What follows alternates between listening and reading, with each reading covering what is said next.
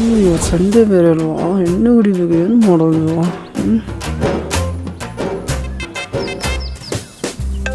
ಯಾರಪ್ಪ ಇದು? ಲೋ ಕೋಟ್ಲೆ, ಎಲ್ಲೋ ಇದೆಯಾ?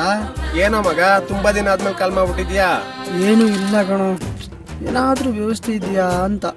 ಮಗ, ಎಲ್ಲ ವ್ಯವಸ್ಥೆ ಇದೆ, ಆದ್ರೆ ಕಾಸು ಒಂದಿಲ್ಲ ಮಗ.